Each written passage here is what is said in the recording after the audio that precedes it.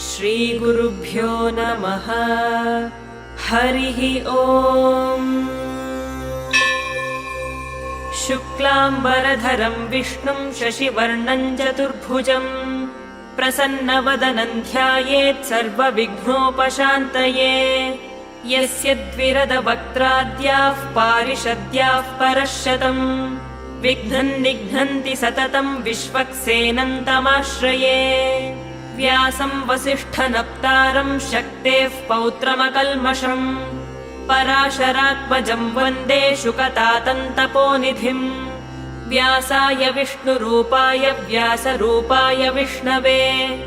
नमो वै ब्रह्मनिधये वासिष्ठाय नमो नमः। अविकाराय शुद्धाय नित्याय परमात्मने सदैकरूपरूपाय विष्णवे सर्वजिष्णवे। यस्य स्मरणमात्रेण जन्म संसारबन्धनात् विमुच्यते नमस्तस्मै विष्णवे प्रभविष्णवे। ॐ नमो विष्णवे प्रभविष्णवे। श्रीवैशम्पायन उवाच श्रुत्वा धर्मानशेषेण पावनानि च सर्वशः युधिष्ठिरः शान्तनवं पुनरेवाभ्यभाषत। श्रीयुधिष्ठिर उवाच किमेकं दैवतल्लोके किं वाप्येकं परायणम् स्तुवन्तः कङ्कमर्चन्तः प्राप्नुयुर्मानवाः शुभम्। को धर्मः सर्वधर्माणां भवतः परमो मतः किं जपन्मुच्यते जन्तुर्जन्म संसारबन्धनात्। श्रीभीष्म उवाच जगत्प्रभुं देवदेवमनन्तं पुरुषोत्तमम् स्तुवन्नाम सहस्रेण पुरुषः सततोत्थितः। तमेव चार्चयन् नित्यं भक्त्या पुरुषमव्ययम् ध्यायन् स्तुवन्नमस्यंश्च यजमानस्तमेव च। अनादिनिधनं विष्णुं सर्वलोकमहेश्वरम् लोकाध्यक्षं स्तुवन्नित्यं सर्वदुःखातिगो भवेत्। ब्रह्मण्यं सर्वधर्मज्ञं लोकानां कीर्तिवर्धनम् लोकनाथं महद्भूतं सर्वभूतभवोद्भवम्। एष मे सर्वधर्माणां धर्मोऽधिकतमो मतः यद्भक्त्या पुण्डरीकाक्षं स्तवैरर्चेन्नरः सदा। परमं यो महत्तेजः परमं यो महत्तपः परमं यो महद्ब्रह्म परमं यः परायणम्। पवित्राणां पवित्रं यो मङ्गलानां च मङ्गलम् दैवतं देवतानां च भूतानां यो व्ययः पिता। यतः सर्वाणि भूतानि भवन्त्यादियुगागमे यस्मिंश्च प्रलयं यान्ति पुनरेव युगक्षये। तस्य लोकप्रधानस्य जगन्नाथस्य भूपते विष्णोर्नाम सहस्रं मे शृणु पापभयापहम्। यानि नामानि गौणानि विख्यातानि महात्मनः ऋषिभिः परिगीतानि तानि वक्ष्यामि भूतये। ऋषिर्नाम्नां सहस्रस्य वेदव्यासो महामुनिः छन्दोऽनुष्टुप् तथा देवो भगवान् देवकीसुतः। अमृतांशूद्भवो बीजं शक्तिर्देवकीनन्दनः त्रिसामा हृदयन्तस्य शान्त्यर्थे विनियुज्यते। विष्णुं जिष्णुं महाविष्णुं प्रभविष्णुं महेश्वरम् अनेकरूपदैत्यान्तं नमामि पुरुषोत्तमम्। अस्य श्रीविष्णोर्दिव्यसहस्रनामस्तोत्रमहामन्त्रस्य श्रीवेदव्यासो भगवान् ऋषिः अनुष्टुप् छन्दः। श्रीमहाविष्णुः परमात्मा श्रीमन्नारायणो देवता अमृतांशूद्भवो भानुरिति बीजम् देवकीनन्दनः स्रष्टेति शक्तिः उद्भवः क्षोभणो देव इति परमो मन्त्रः। शङ्खभृन्नन्दकी चक्रीति कीलकम् शार्ङ्गधन्वा गदाधर इत्यस्त्रम् रथाङ्गपाणिरक्षोभ्य इति नेत्रम् त्रिसामा सामगः सामेति कवचम् आनन्दम् परब्रह्मेति योनिः ऋतुः सुदर्शनः काल इति दिग्बन्धः श्रीविश्वरूप इति ध्यानम् श्रीमहाविष्णुप्रीत्यर्थे श्रीविष्णुसहस्रनामपारायणे विनियोगः ध्यानम् क्षीरोदन्मत्प्रदेशे शुचिमणिविलसत्सैकते मौक्तिकानाम् मालाक्लुप्तासनस्थस्फटिकमणिनिभैर्मौक्तिकैर्मण्डिताङ्गः शुभ्रैरभ्रैरदभ्रैरुपरि विरचितैर्मुक्तपीयूषवर्षैः आनन्दीनः पुनीयादरिनलिनगदा शङ्खपाणिर्मुकुन्दः भूः पादौ यस्य नाभिर्वियदसुरनिलश्चन्द्रसूर्यौ च नेत्रे कर्णावाशाः शिरोद्यौर्मुखमपि दहनो यस्य वासोऽयमब्धिः अन्तस्तैयस्य विश्वम् सुरनरखगो भोगि गन्धर्वदैत्यैः चित्रम् रम्यते तन्त्रिभुवनवपुषम् विष्णुमीशम् नमामि शान्ताकारम् भुजगशयनम् पद्मनाभम् सुरेशम् विश्वाधारम् गगनसदृशम् मेघवर्णम् शुभाङ्गम् लक्ष्मीकान्तम् कमलनयनम् योगिहृद्यानगम्यम् वन्दे विष्णुम् भवभयहरम् सर्वलोकैकनाथम् मेघश्यामम् पीतकौशेयवासम् श्रीवत्साङ्कम् कौस्तुभोद्भासिताङ्गम् पुण्योपेतम् पुण्डरीकायताक्षम् विष्णुम् वन्दे सर्वलोकैकनाथम् नमः समस्तभूतानामादिभूताय भूभृते अनेकरूपरूपाय विष्णवे प्रभविष्णवे सशङ्खचक्रम् सकिरीटकुण्डलम् सपीतवस्त्रम् सरसीरुहेक्षणम् सहारवक्षस्थलशोभिकौस्तुभम् नमामि विष्णुम् शिरसा चतुर्भुजम् छायायाम् पारिजातस्य हेमसिंहासनोपरि आसीनमम्बुदश्याममायताक्षमलङ्कृतम् चन्द्राननम् चतुर्बाहुम् श्रीवत्साङ्कितवक्षसम् रुक्मिणी सत्यभामाभ्याम् सहितम् कृष्णमाश्रये ॐ नमो भगवते वासुदेवाय ॐ विश्वस्मै नमः ॐ विश्वम् विष्णुर्वषट्कारो भूतभव्यभवत्प्रभुः भूतकृद्भूतभृद्भावो भूतात्मा भूतभावनः भूतात्मा परमात्मा च मुक्तानाम् परमागतिः अव्ययः पुरुषः साक्षी क्षेत्रज्ञोऽक्षर एव च योगो योगविदान्नेता प्रधानपुरुषेश्वरः नारसिंहवपुः श्रीमान् केशवः पुरुषोत्तमः सर्वः शर्वः शिवस्थाणुर्भूतादिर्निधिरव्ययः सम्भवो भावनो भर्ता प्रभवः प्रभुरीश्वरः स्वयंभूः शम्भुरादित्यः पुष्कराक्षो महास्वनः अनादिनिधनो धाता विधाता धातुरुत्तमः अप्रमेयो हृषीकेशः पद्मनाभोऽमरप्रभुः विश्वकर्मा मनुस्त्वष्टा स्थविष्ठस्थविरो ध्रुवः अग्राह्यः शाश्वतः कृष्णो लोहिताक्षः प्रदर्दनः प्रभूतस्त्रिककुब्धाम पवित्रम् मङ्गलम् परम् ईशानः प्राणदः प्राणो ज्येष्ठः श्रेष्ठः प्रजापतिः हिरण्यगर्भो भूगर्भो माधवो मधुसूदनः ईश्वरो विक्रमी धन्वी मेधावी विक्रमः क्रमः अनुत्तमो दुराधर्षः कृतज्ञः कृतिरात्मवान् सुरेशः शरणम् शर्म विश्वरेताः प्रजाभवः अहः संवत्सरो व्यालः प्रत्ययः सर्वदर्शनः अजः सर्वेश्वरः सिद्धः सिद्धिः सर्वादिरच्युतः वृषा कपिरमेयात्मा सर्वयोगविनिःसृतः वसुर्वसुमनाः सत्यः समात्मा संमितः समः अमोघः पुण्डरीकाक्षो वृषकर्मा वृषाकृतिः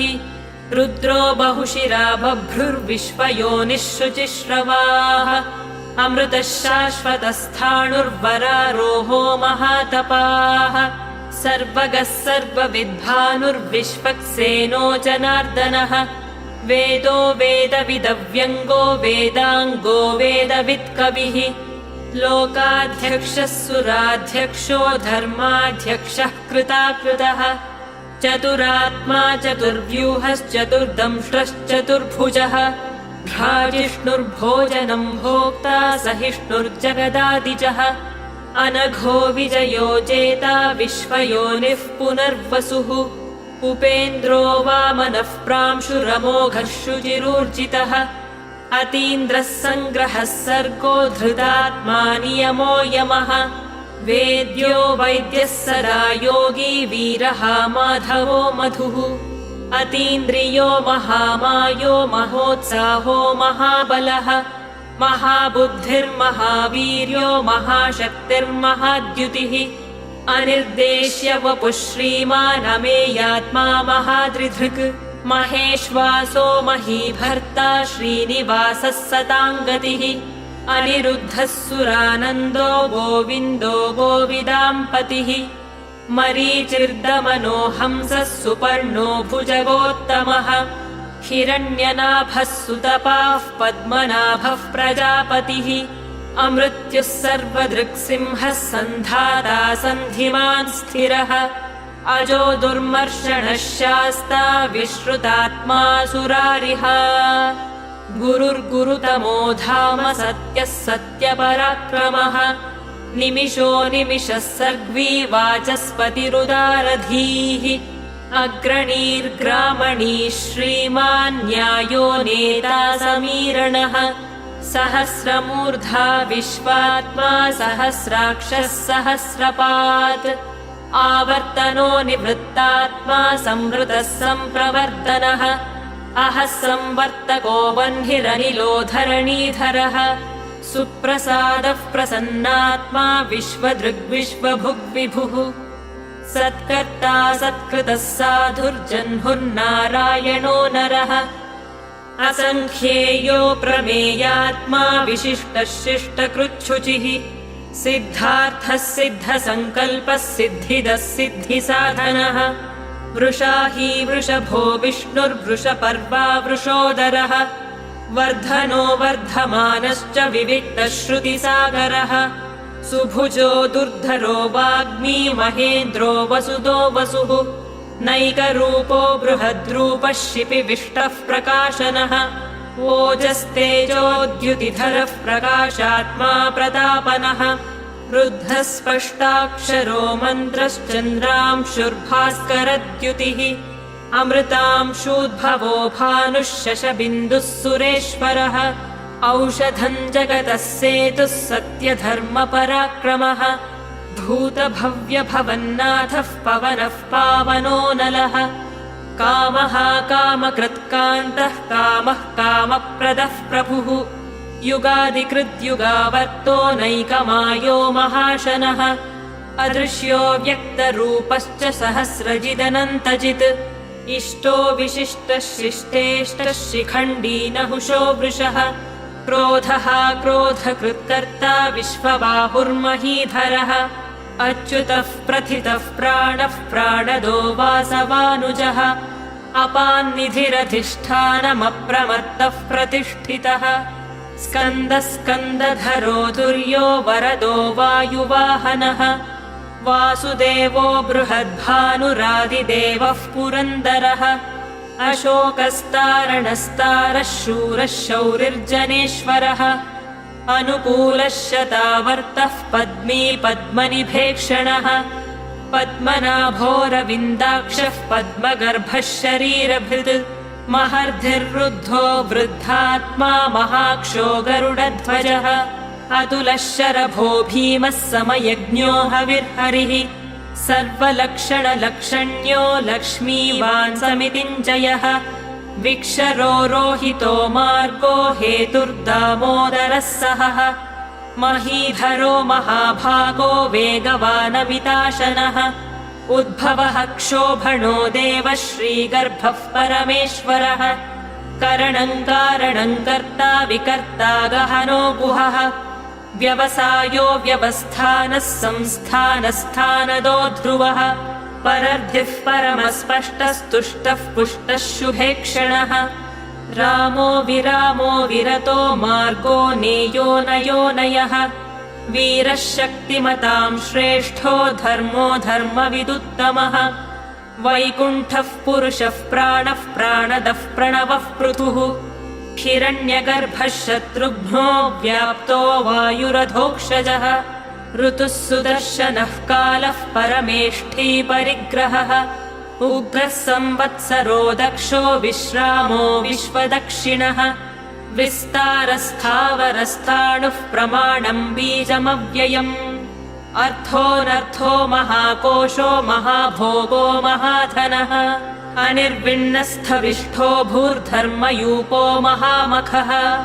नक्षत्रनेमिर्नक्षत्री क्षमः क्षामः समीहनः यज्ञयुज्यो महेज्यश्च क्रतुः सत्रं सतां गतिः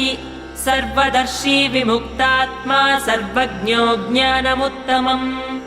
सुव्रतः सुमुखः सूक्ष्मः सुघोषः सुखदः सुहृत् मनोहरोजितक्रोधो वीरबाहुर्विदारणः स्वापनः स्ववशो व्यापी नैकात्मानैककर्मकृत् वत्सरो वत्सलो वत्सी रत्नगर्भो धनेश्वरः धर्मगुग्धर्मकृद्धर्मी सदसत्क्षरमक्षरम् अविज्ञाता सहस्रांशुर्विधाता कृतलक्षणः गभस्तिनेमिः सत्त्वस्थः सिंहो भूतमहेश्वरः आदिदेवो महादेवो देवेशो देवभृद्गुरुः उत्तरो गोपतिर्गोप्ता ज्ञानगम्यः पुरातनः शरीरभूतभृद्भोक्ता कपीन्द्रो भूरि दक्षिणः सोमपोऽमृतपः सोमः पुरुजित्पुरुसत्तमः विनयो जयः सत्यसन्धो दाशार्हः सात्वतां पतिः जीवो विनयिता साक्षी मुकुन्दोमितविक्रमः अम्भोनिधिरनन्तात्मा महोदधिशयोऽन्तकः अजो महार्हः स्वाभाव्यो जितामित्रः प्रमोदनः आनन्दो नन्दः सत्यधर्मा त्रिविक्रमः महर्षिः कपिलाचार्यः कृतज्ञो मेदिनीपतिः त्रिपदस्त्रिदशाध्यक्षो महाशृङ्गः कृतान्तकृत् महावराहो गोविन्दः सुषेणः कनकाङ्गदी गुह्यो गभीरो गहनो गुप्तश्चक्रगदाधरः वेधास्वाङ्गोजितः कृष्णो दृढः सङ्कर्षणोच्युतः वरुणो वारुणो वृक्षः पुष्कराक्षो महामनाः भगवान् भगहानन्दी वनमाली हलायुधः आदित्यो ज्योतिरादित्यः सहिष्णुर्गतिसत्तमः सुधन्वा खण्डपरशुर्दारुणो द्रविणप्रदः दिवस्पृक् सर्वदृग्व्यासो वाचस्पतिरयोनिजः त्रिसामासामकः सामनिर्वाणम् भेषजम् भिषक् सन्न्यासकृच्छमः शान्तो निष्ठा शान्तिः परायणम् शुभाङ्गः शान्तिदः स्रष्टा कुमुदः कुवलेशयः गोहितो गोपतिर्गोप्ता वृषभाक्षो वृषप्रियः अनिवर्ती निवृत्तात्मा संक्षेप्ता क्षेमकृत् शिवः श्रीवत्सवक्षा श्रीवासः श्रीपतिः श्रीमताम्बरः श्रीदः श्रीशः श्रीनिवासः श्रीनिधिः श्रीविभावनः श्रीधरः श्रीकरः श्रेयः श्रीमान् लोकत्रयाश्रयः स्वक्षस्वङ्गः शतानन्दो नन्दिर्ज्योतिर्गणेश्वरः विजितात्मा विधेयात्मा सत्कीर्तिश्छिन्न संशयः उदीर्णः सर्वतश्चक्षुरनीशः शाश्वतस्थिरः भूषयो भूषणो भूतिर्विशोकः शोकनाशनः अर्चिष्मानर्चितः कुम्भो विशुद्धात्मा विशोधनः अनिरुद्धो प्रतिरथः प्रद्युम्नोमितविक्रमः कालनेमिनिहा वीरः शौरिः शूरजनेश्वरः त्रिलोकात्मा त्रिलोकेशः केशवः केशिहा हरिः कामदेवः कामपालः कामीकान्तः कृतागमः अनिर्देश्य वपुर्विष्णुर्वीरोऽनन्तो धनञ्जयः ब्रह्मण्यो ब्रह्मकृद्ब्रह्मा ब्रह्म ब्रह्मविवर्धनः ब्रह्मविद्ब्राह्मणो ब्रह्मी ब्रह्मज्ञो ब्राह्मणप्रियः महाक्रमो महाकर्मा महातेजा महोरगः महाक्रतुर्महायज्वा महायज्ञो महाहविः स्तव्यस्तवप्रियस्तोत्रम् स्तुतिस्तोतारणप्रियः पूर्णः पूरयिता पुण्यः पुण्यकीर्तिरनामयः मनोजवस्तीर्थकरो वसुरेता वसुप्रदः वसुप्रदो वासुदेवो वसुर्वसुमनाहविः सद्गतिः सत्कृतिः सत्ता सद्भूतिः सत्परायणः शूरसेनो यदुश्रेष्ठः सन्निवासः सुयामुनः भूतावासो वासुदेवः सर्वासु निलयो नलः दर्पः दर्पदो दृप्तो दुर्धरोऽथापराजितः विश्वमूर्तिर्महामूर्तिर्दीप्तमूर्तिरमूर्तिमान् अनेकमूर्तिरव्यक्तः शतमूर्तिः शताननः एकोनैकः स वः कः किञ्यत्तत्पदमनुत्तमम् लोकबन्धुर्लोकनाथो माधवो भक्तवत्सलः सुवर्णवर्णो हेमाङ्गो वराङ्गश्चन्दनाङ्गदी वीरः विषमः शून्यो घृताशीरचलश्चलः अमानी मानदो मान्यो लोकस्वामी त्रिलोकधृत् सुमेधा मेधजो धन्यः सत्यमेधाधराधरः तेजो वृषोद्युतिधरः सर्वशस्त्रभृताम्बरः प्रग्रहो निग्रहो व्यग्रो नैकशृङ्गो गदाग्रजः चतुर्मूर्तिश्चतुर्बाहुश्चतुर्व्यूहश्चतुर्गतिः चतुरात्मा चतुर्भावश्चतुर्वेदविदेकपात्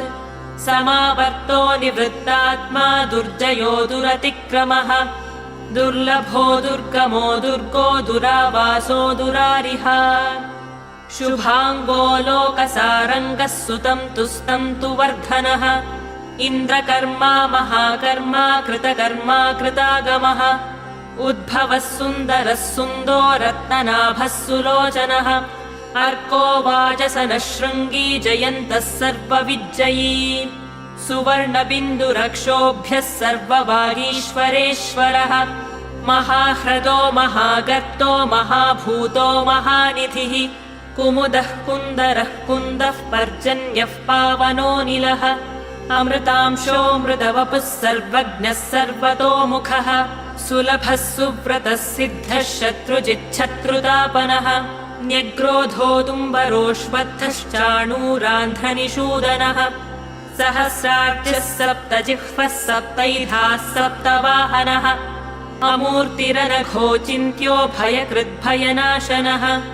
अणुर्बृहत्कृशस्थूलो गुणभृन्निर्गुणो महान्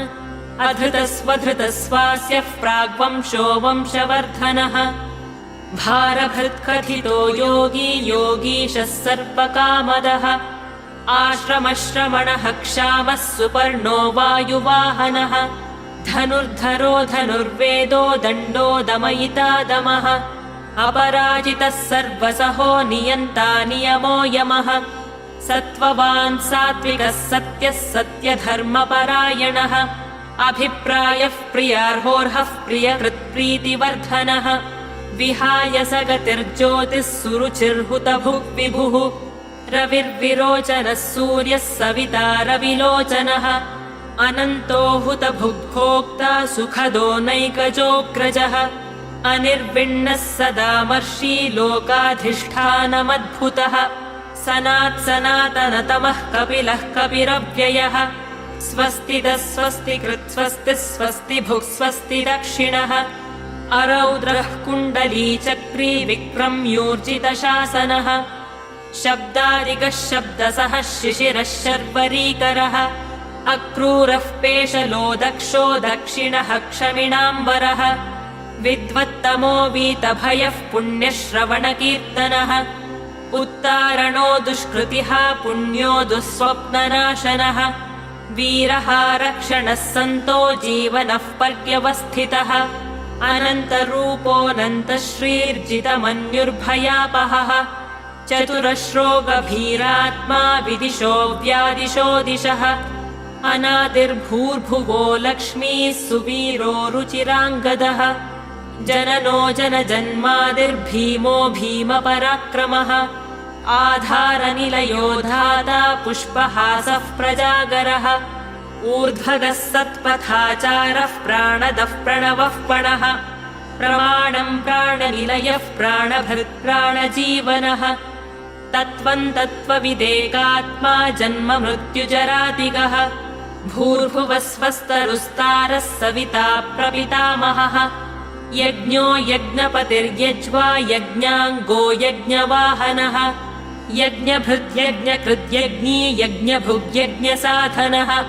यज्ञान्तकृद्यज्ञगुह्यमन्नमन्नाद एव च आत्मयोनिः स्वयम् जातो वैखानः सामगायनः देवकीनन्दनः स्रष्टा क्षितीशः पापनाशनः शङ्खभृन्नन्दकी चक्री शार्ङ्गधन्वा गदाधरः रथाङ्गपाणिरक्षोभ्यः सर्वप्रहरणायुधः सर्वप्रहरणायुध ॐ नम इति वनमाली गदी शार्ङ्गी शङ्खी चक्री च नन्दकी श्रीमान्नारायणो विष्णुर्वासुदेवोऽभिरक्षतु वनमाली गदी शार्ङ्गी शङ्खी चक्री च नन्दकी श्रीमान्नारायणो विष्णुर्वासुदेवोऽभिरक्षतु वनमाली गदी शार्ङ्गी शङ्खी चक्री च नन्दकी श्रीमान्नारायणो विष्णुर्वासुदेवोऽभिरक्षतु श्रीवासुदेवोऽभिरक्षतु ॐ नम इतीदम् कीर्तनीयस्य केशवस्य महात्मनः नाम्नां सहस्रम् दिव्यानामशेषेण प्रकीर्तितम् य इदम् शृणुया नित्यम् यश्चापि परिकीर्तयेत् नाशुभम् प्राप्नुयात् किञ्चित् सोमुत्रेह च मानवः वेदान्तगो ब्राह्मणः स्यात् क्षत्रियो विजयी भवेत् वैश्यो धनसमृद्धः स्यात् शूद्रः सुखमवाप्नुयात् धर्मार्थी प्राप्नुयात् धर्ममर्थार्थी चार्थमाप्नुयात् कामानमाप्नुयात् कामी प्रजार्थी चाप्नुयात् प्रजाम् भक्तिमान्यः सदोत्थाय शुचिस्तद्गतमानसः सहस्रम् वासुदेवस्य नाम्नामेतत् प्रकीर्तयेत् यशः प्राप्नोति विपुलम् ज्ञातिप्राधान्यमेव च अचलाम् श्रियमाप्नोति श्रेयः प्राप्नोत्यनुत्तमम् न भयम् क्वचिदाप्नोति वीर्यम् तेजश्च विन्दति भवत्यरोगोद्युतिमान् बलरूपगुणान्वितः रोगार्तो मुच्यते रोगात् बद्धो मुच्येत बन्धनात् भयान्मुच्येत भीतस्तु मुच्येतापन्न आपदः दुर्गाण्यतितरत्याशु पुरुषः पुरुषोत्तमम् स्तुवन्नाम सहस्रेण नित्यम् भक्तिसमन्वितः वासुदेवाश्रयो मर्त्यो वासुदेवपरायणः सर्वपापविशुद्धात्मा याति ब्रह्म सनातनम् न वासुदेव भक्तानामशुभम् विद्यते क्वचित् जन्म मृत्युजरा व्याधि भयम् नैवोपजायते इमम् स्तवमधीयानः श्रद्धा भक्तिसमन्वितः युज्येतात्मसुखक्षान्तिः श्रीधृतिस्मृतिकीर्तिभिः न क्रोधो न च मात्सर्यम् न लोभो नाशुभामतिः भवन्ति कृतपुण्यानाम् भक्तानाम् पुरुषोत्तमे द्यौस चन्द्रार्कनक्षत्रखन्दिशो भूर्महो दधिः वासुदेवस्य वीर्येण विधृतानि महात्मनः ससुरासुरगन्धर्वम् स यक्षोरगराक्षसम् जगद्वशे वर्ततेदम् कृष्णस्य सचराचरम् इन्द्रियाणि मनो बुद्धिः सत्त्वम् तेजो बलम् धृतिः वासुदेवात्मकान्याहुः क्षेत्रम् क्षेत्रज्ञ एव च सर्वागमानामाचारः प्रथमं परिकल्पते आचारप्रभवो धर्मो धर्मस्य प्रभुरच्युतः ऋषयः पितरो देवा महाभूतानि धातवः जङ्गमाजङ्गमञ्चेदम् जगन्नारायणोद्भवम् योगो ज्ञानम् तथा साङ्ख्यम् विद्या शिल्पादिकर्म च वेदाः शास्त्राणि विज्ञानमेतत् सर्वम् जनार्दनात् एको विष्णुर्महद्भूतम् पृथग्भूतान्यनेकशः त्रीन् लोकान् व्याप्य भूतात्मा भुङ्क्ते विश्वभुगव्ययः इमं स्तवम् भगवतो विष्णोर्व्यासेन कीर्तितम् पठेद्य इच्छेत् पुरुषः श्रेयः प्राप्तुम् सुखानि च विश्वेश्वरमजम् देवम् जगतः प्रभुमव्ययम् भजन्ति ये पुष्कराक्षन् न ते यान्ति पराभवम् न ते यान्ति पराभवम् ॐ नम इति अर्जुन उवाच पद्मपत्रविशालाक्ष पद्मनाभसुरोत्तम भक्तानामनुरक्तानाम् त्राता भव जनार्दन श्रीभगवानुवाच यो माम् नाम सहस्रेण स्तोतुमिच्छति पाण्डव सोऽहमेकेन श्लोकेन स्तुत एव न संशयः स्तुत एव न संशय ॐ नम इति व्यास उवाच वासनाद्वासुदेवस्य वासितम् भुवनत्रयम् सर्वभूतनिवासोऽसि वासुदेव नमोऽस्तु ते श्रीवासुदेव नमोऽस्तुत ॐ नम इति पार्वत्युवाच केनोपायेन लघुना विष्णोर्नाम सहस्रकम् पठ्यते पण्डितैर्नित्यम् श्रोतुमिच्छाम्यहम् प्रभो ईश्वर उवाच श्रीराम राम रामेति रमे रामे मनोरमे सहस्रनाम तत्तुल्यम् राम नाम वरानने श्रीराम राम रामेति रमे रामे मनोरमे सहस्रनाम तत्तुल्यम् राम नाम वरानने श्रीराम राम रामेति रमे रामे मनोरमे सहस्रनाम तत्तुल्यम् राम नाम वरानने श्रीराम नाम वरानन ॐ नम इति ब्रह्मोवाच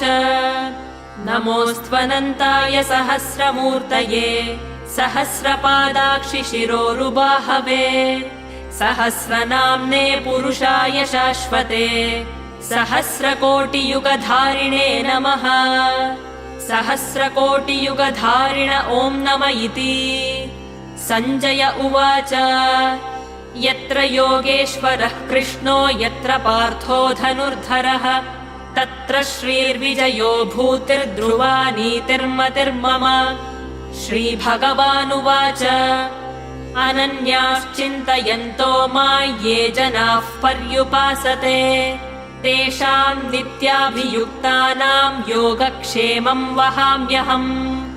परित्राणाय साधूनाम् विनाशाय च दुष्कृताम् धर्म संस्थापनार्थाय सम्भवामि युगे युगे आर्ता विषण्णाः शिथिलाश्च भीताः घोरेषु च व्याधिषु वर्तमानाः सङ्कीर्त्य नारायण शब्दमात्रम् विमुक्तदुःखा सुखिनो भवन्तु आर्ता विषण्णाः शिथिलाश्च भीताः घोरेषु च व्याधिषु वर्तमानाः सङ्कीर्त्य नारायण शब्दमात्रम् विमुक्तदुःखा सुखिनो भवन्तु आर्ता विषण्णाः शिथिलाश्च भीताः घोरेषु च व्याधिषु वर्तमानाः सङ्कीर्त्य नारायण शब्दमात्रम् विमुक्तदुःखा सुखिनो भवन्तु कायेन वाचा मनसेन्द्रियैर्वा बुद्ध्यात्मना वा प्रकृते स्वभावात् करोमि यद्यत् सकलम् परस्मै नारायणायेति समर्पयामि ॐ शान्तिः शान्तिः शान्तिः